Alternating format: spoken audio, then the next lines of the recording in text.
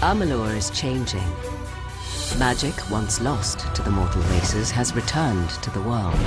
This is the age of Arcana. Order is giving way to chaos and destruction, and the Fate Weavers know that there are none in this world fated to save it. But hope lies in one who has already died, a hero who will embark on a quest to reshape the fate of the world. The legend begins in the Well of Souls, when gnomish scholar Fomerus Hughes finally succeeds in his attempts to restore life to the dead. The pursuit of immortality. You're the only proof of what we've achieved here. The hero's search for answers leads to the Fate Weaver Agarth, who sets the hero on a treacherous journey to discover the truth. Fate's weave is always hard to see, but your path is yours to determine. Along the path to find truth and meaning, the hero will encounter a number of factions that want to enlist the aid of the Fateless One. The hero may find it advantageous to join one or more of these factions, for they each possess unique knowledge that will help him on his journey. On the surface, the Travelers are a free-roaming society of entertainers and nomads living a carefree existence on the open road. Ain't no worries in Star Camp. Travelers are the way life should be for a bloke in these lands. However, they are from a lineage of the finest thieves that ever walked Amalur, and becoming one of the Travelers allows the hero to buy and sell stolen goods, as well as delve into the fine arts of stealth, crime, and subterfuge. I can part with the daggers for half of what I was asking. I'd rather not get on the bad side of the Travelers.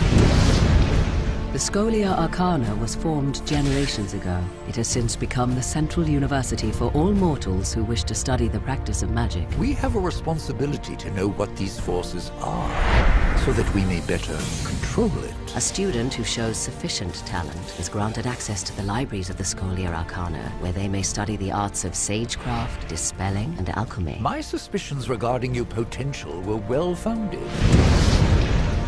The once proud and noble warriors of the Warsworn are now known as the finest and fiercest hired swords in the Phalanx. A mercenary sells a sword without honor.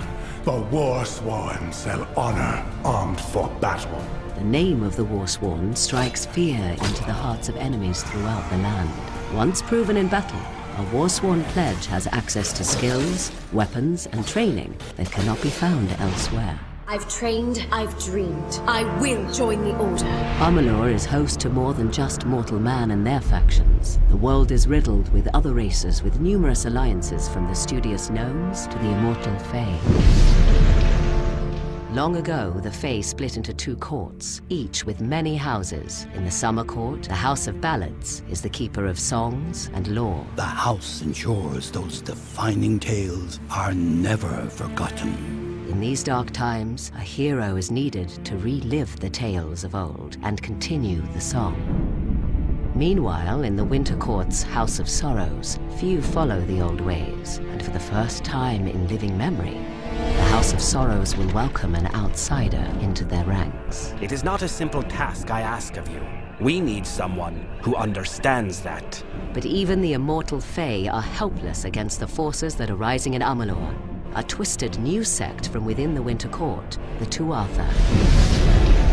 The Tuatha grow in power, driven by their strange new god toward the destruction of all mortal life. They are warriors, priests, and zealots who worship the god under the mountain and obey only Gadflow, their malevolent leader.